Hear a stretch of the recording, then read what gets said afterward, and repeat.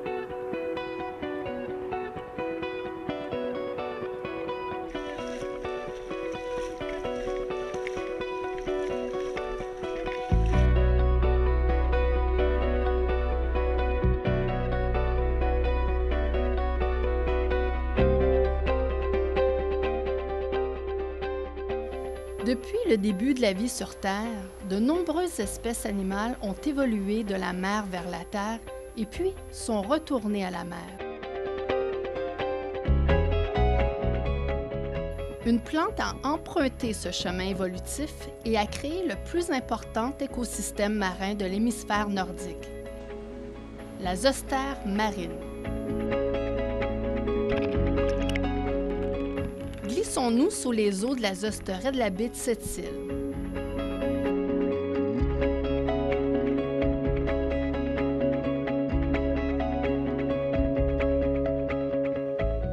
La zostère marine est en effet une plante à rhizome du type graminé qui est retournée à la mer. Certaines personnes la confondent avec les algues, mais regardons de plus près la différence. Les algues macrophytes n'ont de racines que pour s'ancrer dans le fond marin. Elles puisent leurs nutriments directement dans l'eau de mer par les feuilles. Pour cette raison, les feuilles seront étalées car le taux de diffusion dans l'eau est 10 fois moindre que dans l'air. La zostère, elle, a des racines qui vont chercher les nutriments directement dans le sol, incluant le carbone inorganique, principal élément nutritif. Avec le processus de photosynthèse permettant à la plante de fabriquer les sucres pour sa survie, elle libérera par le fait même une quantité importante d'oxygène dans l'eau. De plus, cette graminée marine a deux types de reproduction. L'une par fleur avec du pollen filamenteux laissé au gré du courant qui fécondera les fleurs sous-marines des plantes avoisinantes. Aussi, elle se régénère de façon végétative et très efficacement. Certaines zosteraies ne se développent que de cette façon. Avec des conditions optimales du biotope, la zostère forme de véritables prairies sous-marines. De la rive, nous ne pouvons estimer son importance et sa très grande richesse pour le milieu marin. Ce n'est qu'en faisant un survol aérien que les zostères se dévoilent sous forme de taches foncées sur fond de vase clair. À partir du littoral, lorsque le gradient de pente littorale est faible, nous devons souvent traverser le marais Aspartine pour accéder à la prairie de zostère. Mais nous avons quand même une idée de la grande productivité de la zosteraie en apercevant les nappes de feuilles de zostère mortes arrachées par la mer et apportées sur la ligne des hautes eaux. Ces feuilles mortes servaient autrefois de rembourrage et de chaume à toiture, car elles sont imputrescibles. Alors, nous sommes à 50 km de la baie de Sept-Îles, en fait, du zosteraie de la baie de Sept-Îles. Et ce que l'on voit ici, cette salade qui est distribuée de part et d'autre, le long de la rive, à 50 km de la baie, soit tout près de Rivière-Brochue, eh bien, c'est de la zostère. C'est de la zostère qui va devenir éventuellement une salade ou un aliment pour tout un maillon trophique, une chaîne trophique qui va encore une fois se transformer en biomasse marine. Donc, on voit que cette plante n'a pas été qualifiée de plante d'importance écologique pour rien. C'est en plus de l'énorme biomasse qui compose le zosteraie, a réussi quand même à avoir un impact significatif en dehors de l'écosystème. La Zosteraie, qui est à la base de pêcheries florissantes, abrite une communauté animale très importante. Difficile à apercevoir en se déplaçant car les rides d'eau alertent les organismes qui s'y cachent. Il suffit de s'arrêter et d'attendre quelques minutes pour soudainement voir se dévoiler une communauté grouillante qui vaque à ses occupations et à sa quête de nourriture.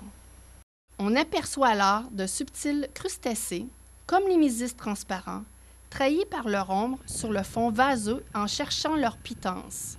De plus près, des gamarres se déplacent en quête de proies et de végétaux morts qui abritent aussi quantité d'animalcules et de larves microscopiques, de crabes, de gastéropodes, de bivalves et même de poissons de toutes sortes.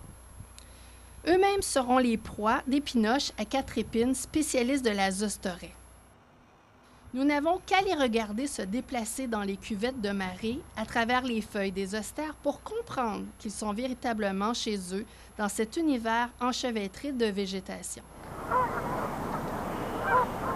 Il y a quand même la faune aviaire qui est très au fait des habitudes de vie des épinoches.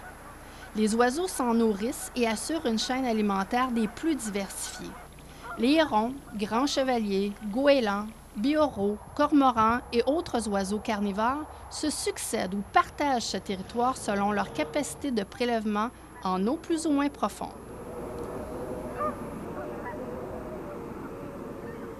Nous sommes à la hauteur ici du ruisseau Clay. Manifestement, la Zosteraie produit une effervescence biologique importante. C'est un parc de pâturage pour les bernaches du Canada d'une part, mais pour un ensemble aussi d'autres canards barboteurs. Donc, on est en période au printemps de migration. Les glaces viennent de quitter.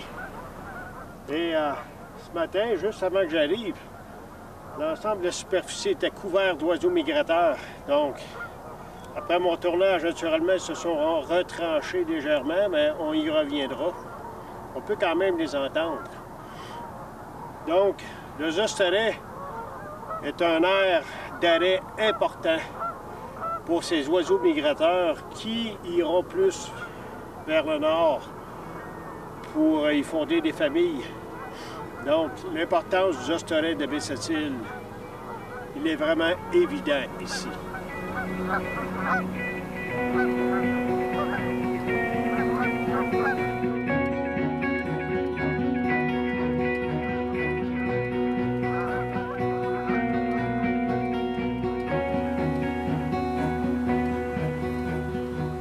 La Zostère peut croître jusqu'à 15 mètres de profondeur si les conditions le permettent.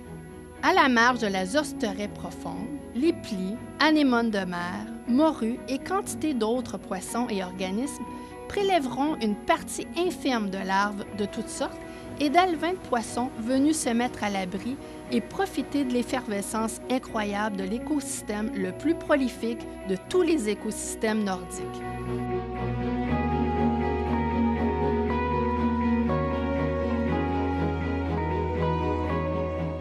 Il est très fréquent d'y observer sur les roches prémontoires des phoques communs ou des phoques gris qui ont très bien compris leur intérêt de fréquenter la marge immergée de la Zosteraie marine. Souvent, les zostères poussent en milieu vaseux.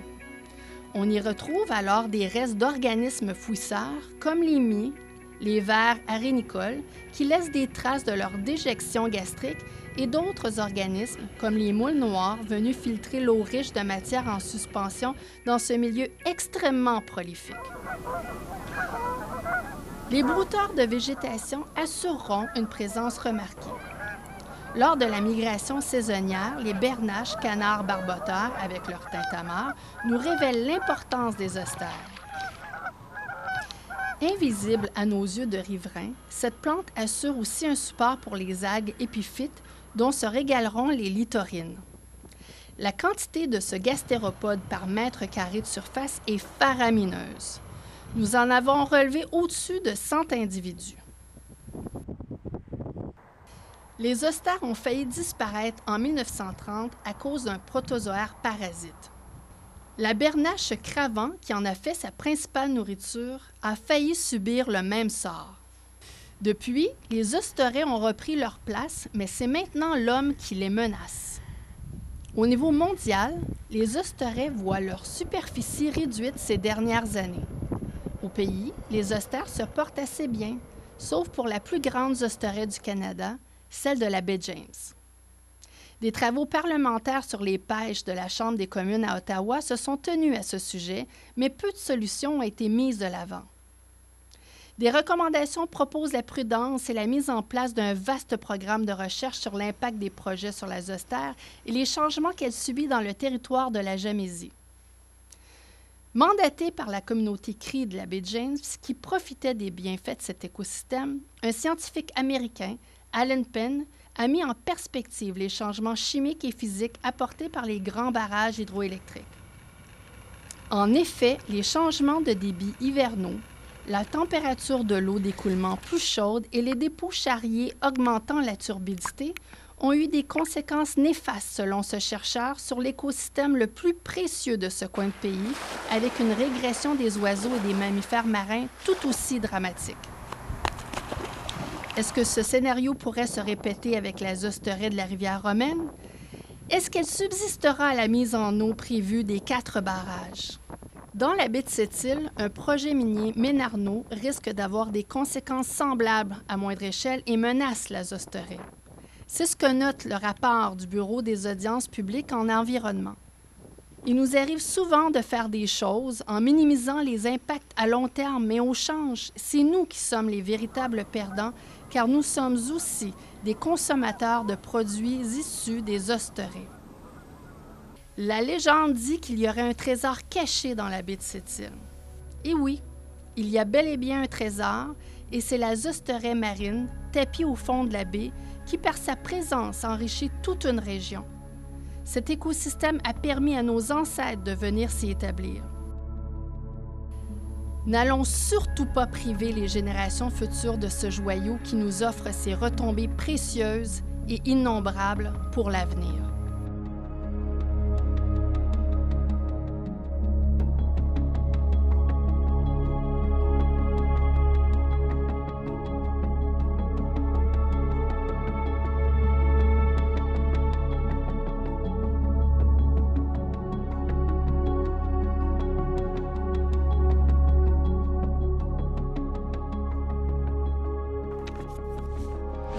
Télé Cogeco, un service exclusif aux clients de Cogeco.